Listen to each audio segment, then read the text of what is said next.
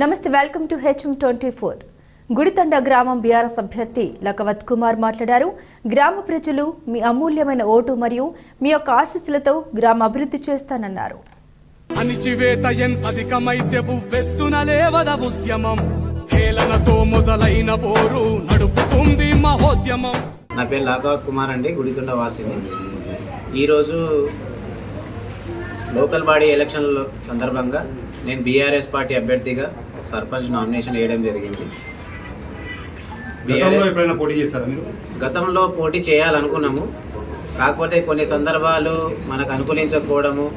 గతంలో పెద్ద మనుషులు బాగా అంటే కష్టపడిన వాళ్ళు ఉన్నారు, ఒకసారి అవకాశం ఇద్దాము, మనకి ఇంకా ఫ్యూచర్ ఉంది కదా అనే ఉద్దేశంతో ఏకగ్రీవం చేసినాము. గతంలో మీరు ఏమైనా పోటీ చేస్తారా? గతంలో పోటీ చేద్దాం అనుకున్నాము, కాకపోతే పెద్ద మనిషి వ్యక్తిని అందరం కలిసి ఏకగ్రీయంగా ఎన్నుకున్నాము. ఏ పార్టీ నుండి? ఎన్నుకున్నప్పుడు ఇండిపెండెంట్ ఉండే, తర్వాత వాళ్ళు కాంగ్రెస్లోకి వెళ్ళడం జరిగింది. ఎలాంటి అభివృద్ధి కార్యక్రమాలు జరిగాయి? అభివృద్ధి కార్యక్రమాలు అంటే ఏం లేదు, అంత శూన్యమే. మనము చింత ప్రభాకర్ అన్న సహకారంతో కొంత అభివృద్ధి చేసినాం. 91 లక్షల పని చేసినాం మనం స్వతహాగా.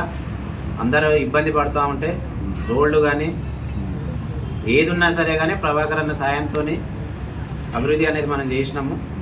అదే అభివృద్ధిని ఇంకా ఇంకా ముందుకు చేయాలి, చేస్తే నాకంటూ ఒక హక్కు ఉంటే ఇంకా అభివృద్ధి ముందుకు చేస్తానని చెప్పి అందరికీ ఒక రిక్వెస్ట్గా అక్క చెల్లెలు చేస్తారు. ఓకే, మేజర్గా ఎలాంటి అభివృద్ధి కార్యక్రమాలు ఇక్కడ చేయాల్సి ఉన్నాయి? మేజర్గా అంటే మెయిన్ డ్రైనేజ్ అండి. మెయిన్ డ్రైనేజ్ ఉంది.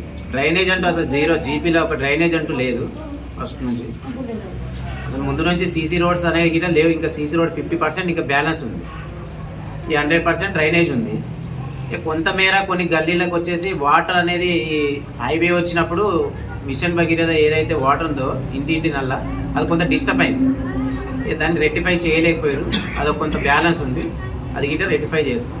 ఓకే, సో మీరు ఇప్పుడు గెలిచాక మీరు మీ మేనిఫెస్టో లాంటిది ఏదో ఉంటుంది కాబట్టి మీరు ఎలాంటి అభివృద్ధి కార్యక్రమాలు చేస్తారు? మా మేనిఫెస్టో అంటే ఫస్ట్ అండి యువతకు కానీ ఫస్ట్ యువత అండి. యువత ఎడ్యుకేషన్లో యువతని వాళ్ళకి ప్రోత్సహించడం ఫస్ట్. ఎందుకంటే వాళ్ళని ప్రోత్సహిస్తేనే రేపు వాళ్ళ ఫ్యూచర్ బాగుంటుందని చెప్పి ఫస్ట్ వాళ్ళని ప్రోత్సహిస్తాం. సెకండ్ వచ్చేసి జీపీకి సంబంధించింది ఏది డెవలప్మెంట్ కావాలన్నా నెల నెల గ్రామ పంచాయతీ సభ పెట్టుకుంటాం. అందరి అభిప్రాయాలు తీసుకుంటూ మనకు వచ్చిన బడ్జెట్తోని మనకి ఏ విధంగా అయితే ఏ పని అవుతుందో దాని బడ్జెట్గానే అందరి అభిప్రాయాలతో ముందుకు వెళ్తాం. ఒకవేళ మీరు గెలిచాక ఇక్కడ మీ ప్రజలకి అంటే మీ జనరల్గా గ్రామ సమస్యలు ఉంటాయి, అవన్నీ కాదు, మీ వంతు మీరేం చేయగలుగుతారు?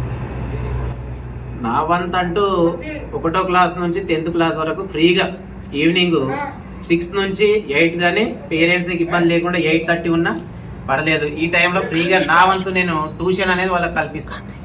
అంటే ఇప్పుడు అధికారంలో కాంగ్రెస్ పార్టీ ఉంది. ఓకే, సరే, మరి మీ ఎమ్మెల్యే వేరే ఉన్నారు. ఇప్పుడు సో ఎమ్మెల్యే గారి నుంచి ఫండ్స్ తెచ్చి అభివృద్ధి కార్యక్రమాలు చేసే దాంట్లో మీ పనులు ఎంతవరకు చేయగలుగుతారు? ఉంది గవర్నమెంట్ అధికారంలో రేవంత్ రెడ్డి గారు ఉన్నారు అక్కడ కాంగ్రెస్ పార్టీ, ఇక్కడ ఎమ్మెల్యే గారు మీకు బీఆర్ఎస్ పార్టీ వాళ్ళు ఉన్నారు. సో మీ నిధులు ఎంతవరకు తీయగలుగుతారు? మాకు ఎమ్మెల్యే గారు ఉన్నారు, ఎమ్మెల్యే గారి సహకారంతోనే మేము ఎక్కడ వరకైనా వెళ్తాం. అభివృద్ధి కోసము ఏడైనా వెళ్తాం, దాంట్లో ఏం లేదు. గుడి తాండ కోసము రాజీ పడకుండా ఎక్కడైనా వెళ్తాం.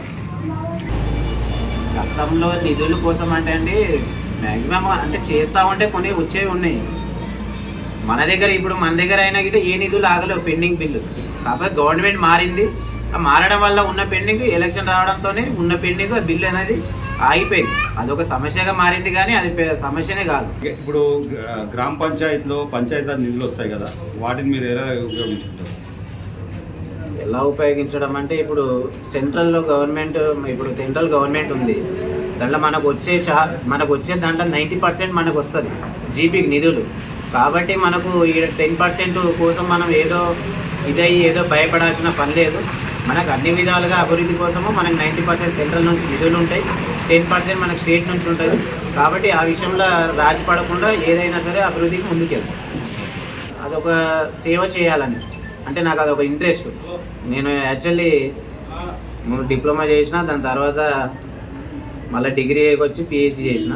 కాకపోతే నాకు ఇది ఒక ఇంట్రెస్ట్ చేయాలి అని. ఇంకోటి మీ గ్రామ ప్రజలకి ఏ మెసేజ్ ఇవ్వాలి? గ్రామ ప్రజలకి ఏం లేదండి, ఒక మంచి అడిగేద్దాం, అందరం కలిసి ఒక మంచి అడిగేసి అందరం చేతుల్లో చేయగలిపి అందరం అభివృద్ధికి పాటుపడదామని చెప్పి నా యొక్క రిక్వెస్ట్. నేను గుడితాండ వాసిగా లక్కవత్ కుమార్గా సర్పంచ్ అభ్యర్థిగా బీఆర్ఎస్ బలపరిచిన సర్పంచ్ అభ్యర్థిగా నేను మీ ముందుకు వస్తున్నాను. మంచి చెడు అక్క చెల్లెలు కానీ అమ్మలు కానీ అన్నదమ్ములు కానీ పెద్దనాన్నలు కానీ అందరు కలిసి నన్ను సహకరించి అభివృద్ధికి మీరు గిట్ట నాతో పాటు తోడై నన్ను గెలిపించాలని చెప్పి అందరినీ నా యొక్క మనవి.